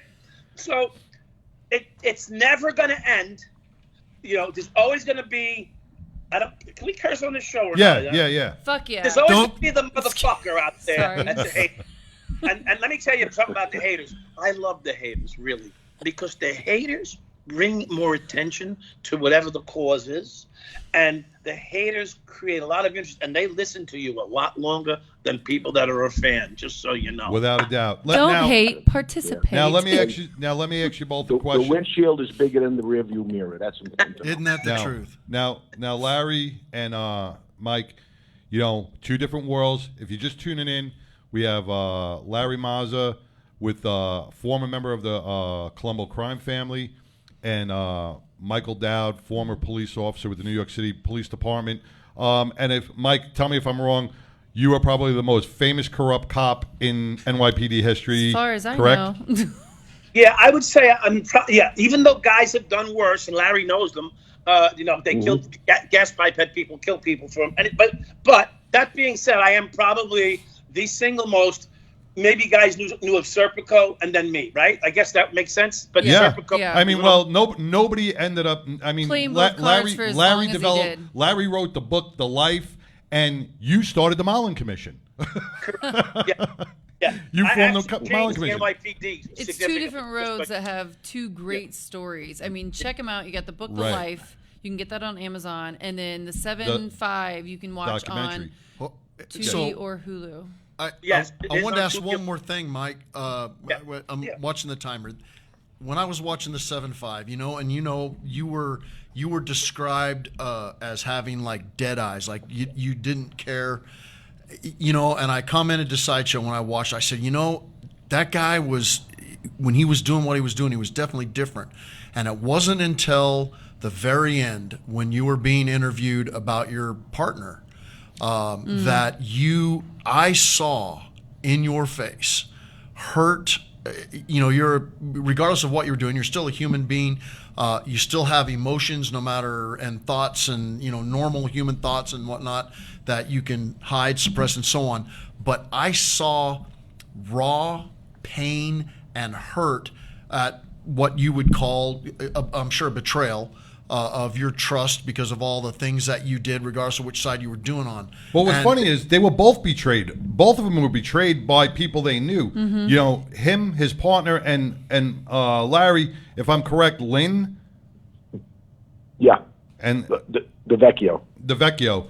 And he was a Fed, right? Mm-hmm. So, yes. I mean, you guys both did this life of crime, but they were both betrayed by people they knew. Right. And betrayal is a really powerful thing to deal with. And so I wanted to ask you, though, and you talked about how you can be forgiven and turn your life around and start going to, now that clearly that was very early on in the process of when you were arrested and the whole thing. It takes a long time. But did that betrayal, that wake-up call that came with that, set you on a different course, or was it just something that you just internalized? Well, it all happened to me while I was away, and all the lights were being turned on, where my consigliere was making a deal, other captains making deals. Then it turns out my guy is bad for 30 years, and then I find out the guy we're fighting for knew about my boss for 20 years, and they allowed him to exist. So yeah, at that point, I knew I was about to move in another direction. I had nothing to fear anymore with all these guys being bad, you know, especially my boss. If he wasn't bad, Greg, I could have never made a deal, because he'd stop at nothing to stop me. He'd kill everybody I know, including my pets, just to make sure I don't testify against him or his family. But once it came out he was bad, I mean, there was really very little focus on me, and I was lucky that I had a lot of information on on the corrupt person. I didn't know who it was. Right. If I knew, they would have made me a hero. But I didn't, and I didn't lie. I just gave them the info I had, whether it was the telephone, the phone number, the two-way radio where we had the secret code, the information that was given to us that was supposedly top secret information, So there was a lot, and I knew I wasn't going to be the last man standing after all that, was happening. Right. So that's the moment it hit me. But then it was a steady change. I got back to books in prison. I got my health back. Not that I was unhealthy, but I got my physique back. I worked real hard on myself, took different courses, and made a plan for my future. And a good part of it is coming true. So, but I will say this. I want to end with one thing. As good as a person as I am now, let those squatters come into my house. I'm in Florida. Right. They ain't doing it in Florida. They better have more than bulletproof vests on if they try Well, the to squat sheriff my in house. Florida just said you have the right to shoot him. Yeah. Yeah, I know. Yep. I know. Yep. But I unfortunately, I can't have a gun, so Yeah. Kelly will have. But I bet Kelly, you know people. but you got a guy. Well, but you got a guy. We'll blame her. We'll just say she did it. Now, Mike, follow up on that same thing. He's asking you about Kenny. What was that like? When he watched the documentary, the 7-5, he's seen it in your eyes. Yeah. That right there. I mean, what did that do? If you don't mind sharing that. Yeah, well, so let's just step back for 1 second. You said something about the dead look in my eyes at one point there, which is fine because sometimes you had to be that way. That started when I made the decision to go completely done. In other words, there comes a point where you're going to go all in, right? And I got my beep back then. Your beepers, right? So my beeper goes off. It's a guy at the at Barron at Auto Sound City telling me. I call him up. What's up? He goes, they put a hit on you. So now I know it's real, right? So all this other stuff between that, up until that point, and Larry this is the same thing Larry probably went through. Up until that point, it was all, let's just say, loosey-goosey, not sure where we're going with this, but we're getting what we can. And now someone put a hit on me. Now it's real. Now I have to go and do something, right? So that you can't believe the feeling when you're a cop and you know that there's a hit on you. You can't be a cop anymore. You're giving it all up right then. And you're gonna kill this person. And you're gonna hope you can cover it as a cop. But if not, you're gonna kill him. Either way. So that's where you go, this is real. I have to be who I've portrayed myself as. It's real now. It's on. So when you get that in your head and you have to be that person, maybe what a warrior is when he's at war, I don't know. I've never been in battle, but that was it. It was over. I was going to end this man's life, but of course, typical Irishman. I'm going to give him one last chance to save himself. Instead of just ending it, and he chose to save himself and called the hit off. But at that point, I was so in deep with my poor decision making, right, that it didn't matter to me. Nothing mattered anymore. So I went dead. I was dead as a human being from that point forward. My relationships were all pretty shallow. So what happens, right? So then Kenny betrays me. The only reason that I feel connected to anything is him, right? Because he's my other half of my heart. My heart beats from one thing to him. Like we're connected, right? And when my brother said to me, my brother, fireman, said to me, "Is he wearing a wire?" And you know what I said? No. And it wasn't that I did. When my brother said it, two people said it to me, and I said, I backed him up. See, rather than listen to people that love me, I couldn't accept betrayal. I couldn't accept that the man that standing next to me in July with a long sleeve shirt on and a tank top over his long sleeve shirt, who never wore anything to cover his muscles because he's a big muscle guy, and he's standing there, and I'm going, there's no way, there's no way, and he's asking me questions, and I'm telling him, Kenny, you're asking me questions that you know the answer to. Why are you asking me? And this is all going on, and I'm going, he's not betraying me. Maybe he is. He's not betraying me. Maybe he is. And then, because now we're out. People don't notice we're out on bail at this point because now he's trying to make a case for the feds. prior to that, he wasn't trying to make any case. But now that we're out on bail and we got this meeting that we're going through, and everybody's saying, why is he around you? Is he wearing a wire? You know, we had a whole thing set up. I was going to Nicaragua to be a shrimper. Anyway, the fact we were leaving the country. So the fact is that the betrayal was so deflating. And you're like, the only thing I had in this world was me and him, because we were leaving the wives and kids and leaving the country. That's like the getaway plan. And there he is, we're quiet all the time. You know? Well, I want to say the same thing when it happened to me. I almost got into 2 fights protecting him because I didn't believe it until it hit the papers. And then it was, it was an out-of-body experience. That's how I felt. It was like my father, and this is disgusting to say, it's like my father running away if we were both firemen at the same time and leaving me in a fire. Right. And that's how I felt, because this guy, we got so close, you know. And my father once told me during the war, he says, why don't you go down to Florida? I had the place down here, and just get away from it all, get out of the heat. And I told him, I says, Dad, would you leave your guys in a fire? And he looked at me and he says, Butchie, it's not the same. That's what I was called as a kid. It's not the same. He was so right. So right. Yeah. So it's deflating. It's you just feel like out of body experience. You can't believe it's happening. Yeah. You know you would never do it. Right. But there's so many that. Yeah. Well, guys, you know, Larry, Mike, I want to. You know, both of you guys, I would love to be able to speak for hours with you guys, and I hope at another given time we can really continue on this and finish this. But we are running out of time. I want to thank you both. Can I say one more thing real quick? Sure. Yeah. You know, you just mentioned it's something I want to talk about next time we're on. Is the Army? You said about a soldier going to. A lot of soldiers can't shoot. They get out there and they don't know what to do for themselves, and others become snipers. It's very similar, you know. And the psychiatrist asked me, "How could you kill?" So I asked her. I says, "What if I was in the Army? Would it be okay if I just started blasting people away? Then it's okay." I said, "So it's not the act of killing. You're asking the reasons. That's always been the issue. The reasons for doing it. You know, in the military, they train your mind, they train your body to do just that. And you had a mentor that in some ways similar that trained you for that. So I get this. You know, and I'm just before I want to finish on this note, because Larry, you just hit on a huge topic that a lot of people think. You know, why is killing for the Army okay?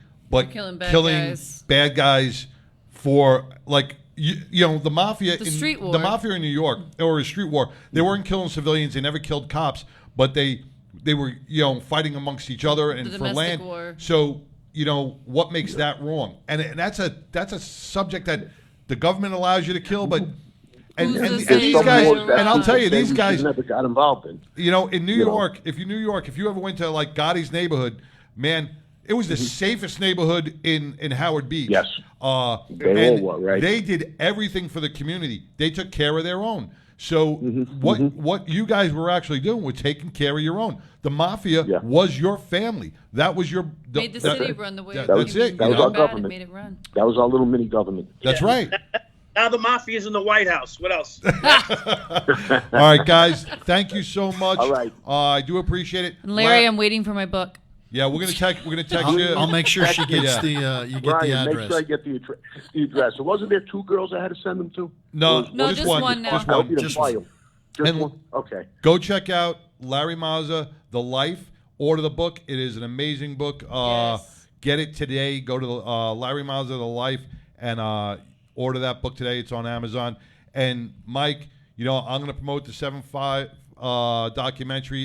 It's just for free. Outstanding. It's on Tubi right now, for free, and I think Hulu. Check it out. It's about an hour and a half or so. Man, I watched it twice. It will really open your eyes. And Mike, thank you for sharing your story, being open and honest. Thank you. And Mike. I wish you the best life along with Larry. And I can't wait till we get down to Florida soon and meet you both again. No, that'd be great. And continue this. We're in the negotiations with MGM right now. They're going to redo the 7-5 into a feature film. We think with Ben Stiller's going Wonderful. to direct it, and I'm signing contracts this week. So I would love to be an extra. Hey, listen, if you ever need somebody to play, just so you guys know, give me a shout. Terrence Winter. I'll play a mob Terrence wife. Winter wrote the script for me too. There you go. So hopefully one of us get out there soon. But There you go. Terrence Winter, he did Tulsa King, Wolf of Wall Street, Sopranos, Boardwalk Empire. So anyway, Well, I wish you both the one best we'll of both luck. Get a break. And don't forget us little knuckleheads down here over in Texas at the Golden Globe Awards. That's right. That's right. I got a We'll dress. have you there. All right, guys, stay blessed, and we'll All right, talk to guys. you soon. Thank you. Have a great night. Thank you, Larry. Have a great Thank you, night. Mike. Thank you, guys. Bye-bye. Bye-bye. Man, that was Larry Mazza, former made member of the Colombo crime family, and Mike Dowd, former New York City police officer, who really changed the face of policing throughout America with the Mullen Commission and the things that he did. And I can't thank him enough for sharing their story. But, we have these guests that just walked into the studio. We got these strangers, stragglers that just These walked stragglers in. who we were so blessed to meet on the High Seas Rally. Motor Mark, what's going on, brother? Hey, how are you, brother? Very good, very good. So your world travels have brought you to our little neck of the woods here in Bedford? In between all Stay of close his to stuff he's stay doing. close to the mic. Yes, we're visiting And family. You are. I'm sorry. Matt. Rainer. This is Matt. Oh, son-in-law. Hey, How's it Matt. going, Matt? Welcome to the Welcome. 99. Welcome. So, You've been following our page. You know the wonderful artwork that Mark does, and he brings to life such detailed photos. Correct on either the motorcycle community, first responder, or a veteran community, and you are in the process of doing a painting of the seven services, correct? The 7 services for the Wounded Warrior Project. So we did the first one, as you saw last year, on the High Seas Rally, which was such a great cruise. And this year I'll be doing the second one, which will probably be, I suppose I should say it, but it'll be concentrating on just the Navy. Oh, okay. So, and there's 7 divisions, as you Bunch of guys sitting down? No. Yeah. Oh, that's the Air Force. That's That's the Air Force. That's a chair force. Yeah, so it'll be that, and I can't wait to start it. So I'm in the middle of a commission now doing a C7 Corvette, which is you see it on the Oh, side, it's coming along. watching. I'm following that. Just the detail in the headlight. Oh my god! I mean, just It's that. coming along. It's coming along a little slow, but it's coming along. Hey, Your pictures definitely come to life. They are the detail is exquisite. I mean, in these small the little pictures faces. don't do it justice. I that- mean, you got to see no, it in person. Yeah. It is. They are. I mean, you The see the kiss grin. photo. You see the grin in someone's face. That's how detailed Yeah. it is. Yeah, I have a lot of fun. Are you hidden in every picture? Because I know you said you put a little hidden. Are you Yes, hidden yes, in everyone? in So you every got to painting, find the in every where's painting, yeah. where's Mark. It's more of a trademark thing, you know. 'cause I love it. You know, nowadays it's so easy to take a really nice glamour photo of the art, and as an artist, and have many artists, we're not protected by anything anymore. That's true. So it's really good to put something in there. And So it saying, doesn't have a "Hey." mini you in there. It's not legit. You know, sometimes I look back at some of my old workers and they ask me, you know, in the gallery, like, you know, where are you? I said, oh my God, I don't even Hold on, give remember. me a second. Yeah, give me a minute. You know, so there's a lot of times I can't even find myself, and it's somebody else that finds it because now they're really focused. So you rear from Canada, right? You're in. Yeah, I you flew live. in, You yes. flew in from Canada. You are here for. Well, visiting family first. It's our grandchild's birthday, Olivia. She turned 5. Well, yesterday. well, then you know what we got to do, right? Happy birthday, Olivia. It's a birthday. Yeah, happy birthday. We have to sing it. We have to sing it on the 99. There we Olivia. go. Olivia. All right. All right, is she going to hear it? I don't know. Is she? Well, she'll hear the broadcast later, but we'll sing it. we'll Okay, make sure it's she just All right, tradition Olivia. there. Olivia, this is from the 99% Radio Network here in Texas. That's your 5th birthday, you said? Yes. For your 5th birthday, we will sing Happy Birthday to Let's you. do it. Ready? Let's do Yep. it. 1, 2, 3. Happy birthday to you. Happy birthday to you. Happy birthday, dear Olivia. Happy birthday to you. And Many many more. more. Hey, and you know what? Something very unique just happened. Angelo joined us. He sang before to your mother. I saw He it. sang Did he before. I didn't. He I did. Didn't He hear sang that. before to I your thought mother. That was the first. Well, Yeah, thank you, yeah. Angelo. He did. I thought that was the first. Angelo He sang. he No, he joined sang in. for your mother. I saw him sing All for right, your good mom. deal. Yeah, Good deal. because it's Mama will 12 mom's appreciate birthday it. too. So So we're visiting family, Okay. and then from a Canadian point of view, for my protection at home, if somebody walks in or whatever it is, I got to hurry up and go grab and crank this thing, and it's a little pellet gun. Pump it up, right? Pump it up, yeah. I pump it as much as I can. Hopefully they hear the noise and thinking that. And they leave. You know, that could be construed as hate speech, and I understand there's some big criminal penalties coming in Canada For pumping up. For pumping up. Pump up the jam. Pump it up. Why your feet So are so you know, big? it looks like a 22, so hopefully it's enough to scare somebody anyways. But part of our journey visiting family, we thought, I got together with Matt, and Matt actually works with United Heroes. And I donated the Wounded Warrior piece, Courageous Hearts, Nice. so that they can have an auction with the hockey alumni as well, which is Matt's part of. And that auction will be sometime in September, and hopefully raise more money. But the kicker is now, from a pellet gun, I shot about 10 different type of rifles today, Nice. from a sniper gun to AK-47. Yep. Oh Nice, my nice. God! Wow. Unbelievable. You're It's hooked. fun, isn't it? Yeah, it's pretty cool. It's pretty. Now the he's guys buying were the great. safe, and now he's We gonna had load some, it up. Pro hockey players with us, and which was great. And Matt has the chance to skate with them, which is so nice, and you get a chance to meet them. Now, Matt, you're here in Texas, right? You're. We've been here 15 years. You know, let's see if we. I don't want to do it unjust. I'm just looking over the flyer for United Heroes League, and this is something that the 99 would definitely get behind because it supports our military heroes. Yep. If you tell us a little bit about it. Yeah, so I met Tilly, who helps. He's a local. I think their main head base is in Minnesota, but Tilly, he's here for North Texas, and I've met him through the Dallas Stars alumni.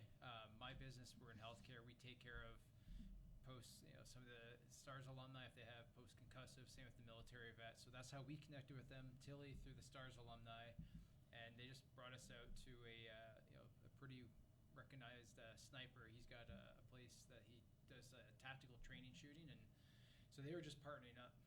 So the United Heroes League, they basically, for any people serving overseas, they make sure if kids need gear, fees paid for, stuff like that. They support families. Wow. If dad or mom are serving overseas and they want to go to a football game in Minnesota or Dallas, or they pay for the tickets, they get them to the event and just help support them because they know it's tough while they're away serving. That that's wonderful because that's an organization, here again, I don't want to rant and I don't want to diminish the value, but here in our country where we have we don't take care of our veterans on a government level, these non-for-profits, these volunteers, these people who are out each and every day trying to make the families a better place, give those families a better life, while their families are serving and protecting our country. So it's people like over at United Heroes League that are really doing what our government should be doing for our veterans who protect us each and every day. So I want to thank each and every member of the United Heroes for doing that because, we meet such wonderful people that serve strangers, that will go above and beyond. They still work their 40-hour work weeks or 50-hour work weeks. They have families, but they take time to give back to the community, and that's what I love about it, man. When you give back, there is no better feeling than giving back to somebody else who needs it. Absolutely. And you did that. You did that actually for a great family member of mine, my nephew, who was battling, diabetes and lost part of his foot, and he's home and still on medical leave and still going through medical surgeries and everything else. You donated one of your paintings that really helped get my niece, through the next couple of months from rent and lights, and because It's a burden. When you get you're sick, going you through know, that. your bills don't stop. You know, the lighting Life bill doesn't goes, stop. hey, we're still shutting you down. Yep. You know, so I want to thank you again for that. It's just, and I got to say, like the High Seas Rally.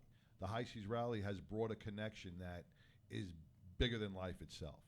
You know, it brings all these like-minded individuals together, and they network together, and they help each other, and they support each other.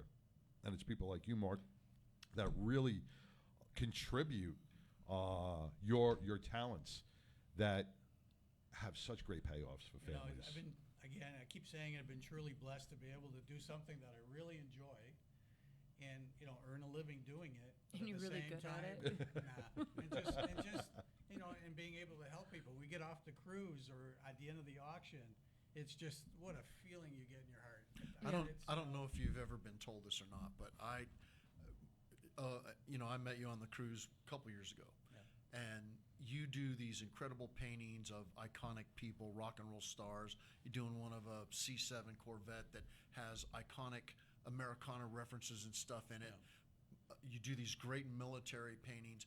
My favorite one was the ship with your daughter is the mermaid in it, Oh, right? yeah. Okay, but what I don't know if anyone's ever said this to you or not, but you know how when you if you have an aquarium and you sit in front of an aquarium and you watch the fish swim, right?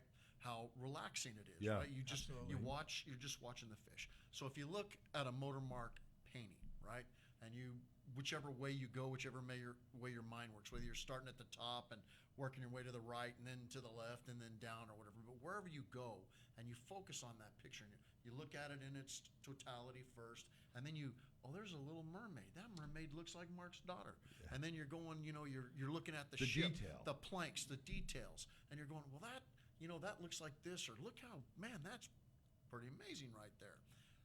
How calming. Like looking at it, fish calming. aquarium is very calming and relaxing.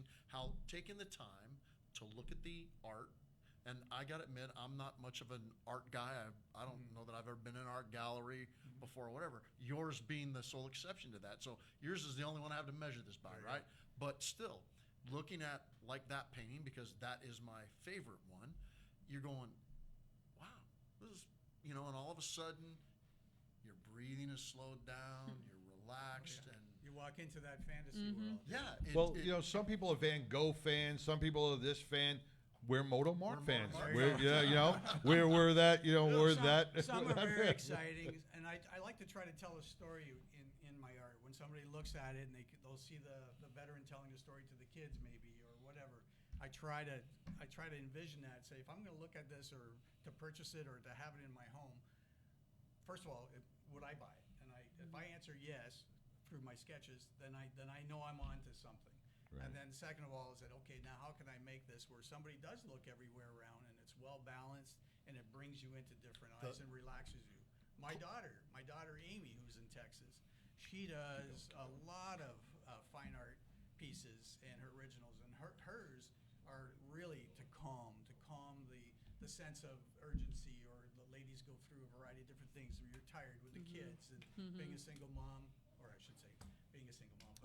You know, but I mean, it's very, very calming, and she really emphasizes that in the paintings, where mine's a little bit more exciting. But I've found a way to tie in the motor world with the veteran world, with the rock and roll world, that the Kiss. ocean world. Paul Gregory's got he's got that painting in his gun shop for all to see. He loves it. I mean.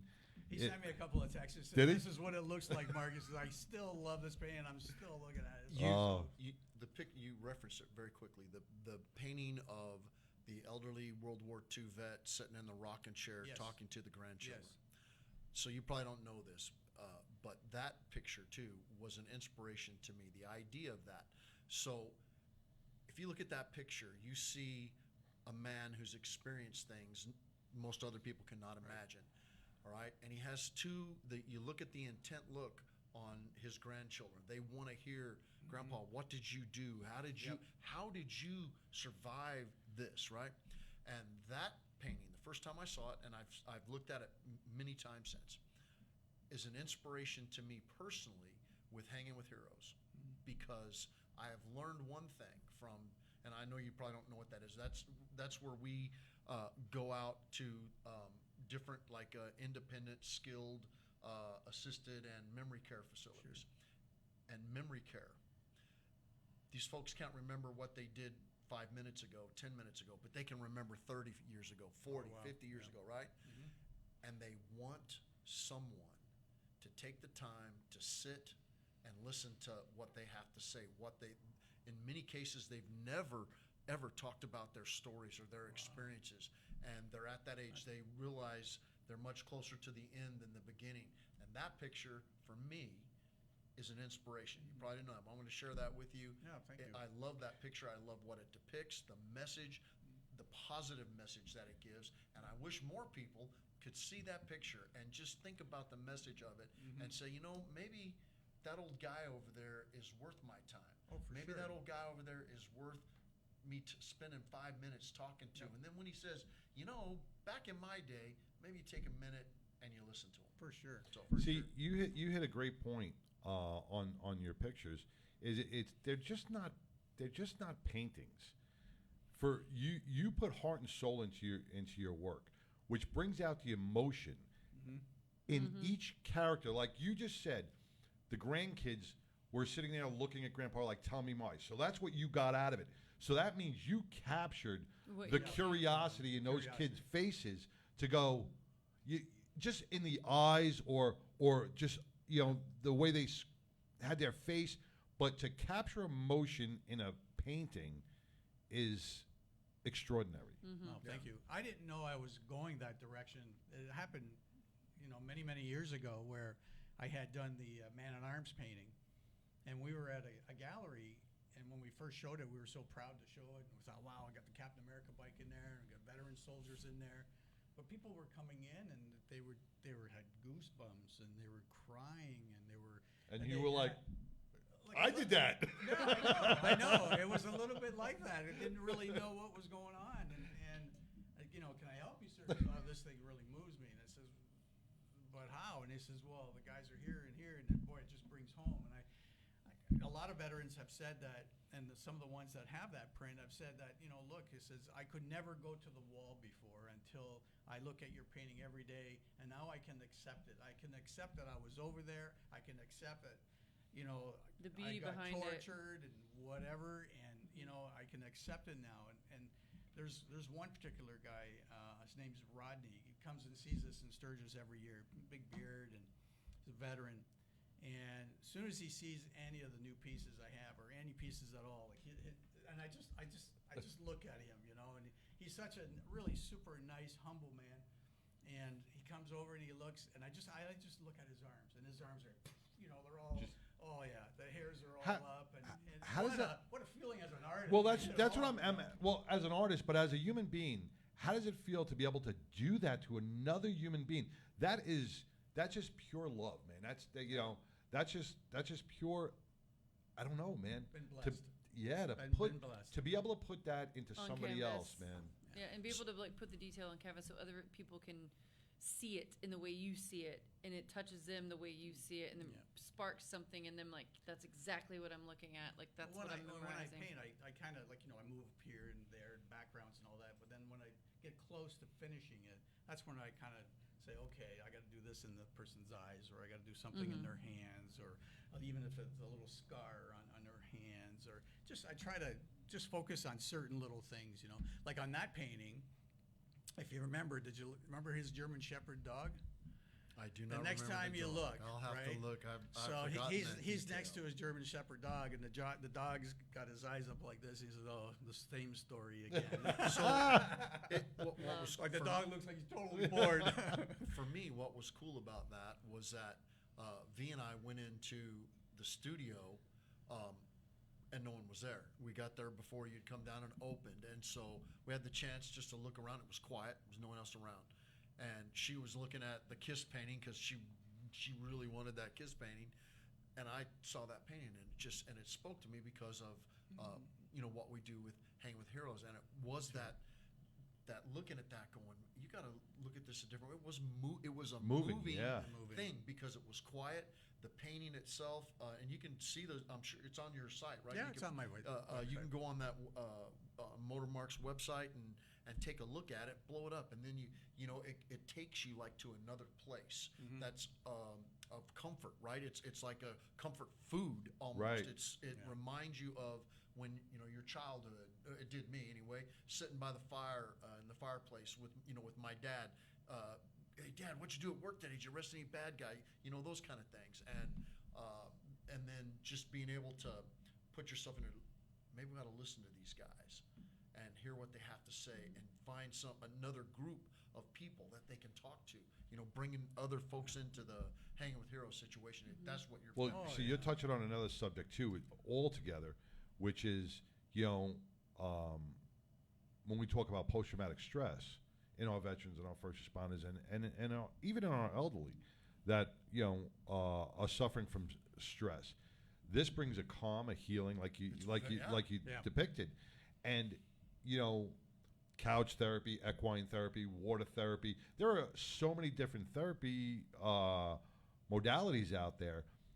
Art therapy and viewing art will let off those endorphins, that cortisol into your brain, the feel-good chemicals that you need to be stimulated, and any type of action that, like, if a print or a poster, a painting can do that to your brain. That's a healing aspect for your body. Yeah, for sure. And for the elderly to view stuff like that's amazing, right? No. Oh, I thought you guys were conversing. We I know are. we are running out of time. We got about big news still. Oh, we got about 5 minutes. We got about 5 minutes before we got to wrap up. So we're gonna hit the road. Hold on one second. Stay with us for the closing, if you can. Well, Yeah, no we have problem. big news. Big news. We want to discuss where the Ocho Awards are now. Big news. Big news. Big news. Big news. All right, so and let's we go. owe it all to you, so That's you right. have to talk about it. Yes. What? Okay. So, as some people maybe have thought that we weren't going to get the Ocho Awards off, we have found a location. It's going to be at 420 at the Chop Shop Live in Roanoke. It is a live venue place. Awesome venue. We're going to have vendors. It's free to the public. It's free to everyone. You come in, you pay for your own drinks, you pay for your own food. We're going to have live music after the award show. We're working on some music maybe prior. But yes, we are having the Ocho Awards at the Chop Shop Live in Roanoke. And for all you tightwad bikers out there that It's complain free. about paying $10 at the door to help the 99 offset the cost, Pitbull has made it happen for free. For free. So you don't have any excuse now about not being able to afford $10 at the door. It's free. And our nominees throughout globally are amazing, and the High Seas Rally being one of the recipients of that award. Business of the year. Business of the year. Well earned, well deserved. For bringing such great things to the Dialysis Foundation and the Wounded Warrior Project. Well deserved for them. I was going to say, we could have, Motormark has a long association with ECP and the High Seas Rally. Can we get your comment on the, worthiness or ECP HSR is the 2024 recipient of Business of the Year for their efforts with Wounded Warriors and with the Dialysis Foundation. You've known them longer than we have. Yep. What say you about that? High Seas Rally is, well, first of all, it's the only biker rally on a cruise ship. And at the same time that you're enjoying and having the fun of having a vacation on the cruise, they do something a little special with inviting dialysis patients on board and now Wounded Warrior patients. And when you see that and still have a great time and see how much their heart goes out and the audience as bikers give and help the cause, it just makes you, it kind of makes you part of a family. Yeah. I've been doing a cruise now. This is going to be my 20th year? 20th Yeah, you did year 19, right? Yeah, 20th or 21st year, actually. And there was a couple of years there where we did 2 cruises back to back. And, from the other owners that owned the cruise, their heart was right into it, and they wanted nothing but the best for all the clients coming onto the ship, but at the same time taking care of the cause. So it's Yes. basically having fun for such a great cause. It's a cruise for a cause, man. Yeah. It's a cruise for a cause. I come off that ship, and I feel so good. I'm sure you guys do. Oh too, yeah, you know? yeah. From the first time we were on it, we were like, man. And I've been on other cruises. I've never felt the way I felt when I got off the High Seas Rally, because not only did I have an amazing time, meet wonderful people, it was a feel-good cruise. You walk off there going, wow, I was part of something bigger than myself. Mhm. And that's what the cruise was all about. And the team there at ECP, you know, with the bands coming in and all those guys and how they all organize, you know, from games to all the raffles to, you know, JT being the spokesperson there, and then the comedian up on stage. Like just everything in general, it just gels, you know, and everything's on time. We have such a great time. It's So book your High Seas Rally Yeah, you cruise gotta book now, October 26th through November 2nd, leaving out of Tampa. hey, maybe they can use both our promos You and could get use more money. There you go. You can use More both. money off. You could either use the 99 code or Motormark code. or Motormark code. Either one of those codes will get you $250 shipboard credit, man. So use either Motormark or the 99 on the highseasrally.com. Book it today. You can pay it off until October. You don't have to put it all down now. They have great payoff rates. Also, go to Motormark. Motormark Art. Motormark Art. Ooh, .com. Motormark. That's Motormark that. Art. Yeah, you Motormark Art. always- Motormark Art. Motormark Art. Right, motormarkart.com. motormarkart.com. And check out some of the exquisite paintings he has. Follow him on Facebook. Follow him on Facebook because Instagram is another one. you know when you're scrolling and you see him painting, man, you got to stay on that picture a little bit and you just watch because you could, even in Facebook that he posts it, it gives you a great feeling. So I want to thank you. We're going to have a little contest too before this year's cruise. So the more people that come onto my site and watch me do the progress painting for this new High Seas piece, and I'll probably start that maybe the end of September, a little October, but we're going to have some key things for the followers to follow. And if they follow and they put all these little key things together, then they're going to win a massive prize coming to visit me at the gallery. Awesome, So- awesome. So All it's gonna be right, something all different. right. So- We'll follow that and we'll help you share it out there. Hey, excellent. All Great. right. Appreciate it. I want to thank you guys for showing up and taking the time, Oh, brother. it was great. I Absolutely. appreciate it. Absolutely. Real small tidbit. I am looking for some more vendors for the Ocho Awards. If you want to be a vendor at the Ocho Awards, please contact me. Pitbull at thevonmaybuzz.com or vonmaybuzz@gmail.com, and we will get you as a vendor. You better put that in. I will. I'll put it on there. That was a lot. Put it But on. it's also on our page. I'm looking for vendors. I'll post it on the 99%. We're looking for vendors for the Ocho Awards. All And right. remind folks that the Ochos are for all law-abiding motorcycle clubs, riders, organizations. You're all Enthusiasts. invited. Enthusiasts. This is a great time of fellowship with folks from all over. Literally, we've had folks come from all over the world. This is our 4th annual one. We're really excited about it. Great nominees, including High Seas Rally. Xavier Muriel from the High Seas Rally. Very, very well-deserving nomination. So come on out then. All right. I want to thank Larry Mazur and Mike Dowd for joining us also in the beginning of the show. And Angelo, thank you for everything today. You fixed all our technical problems.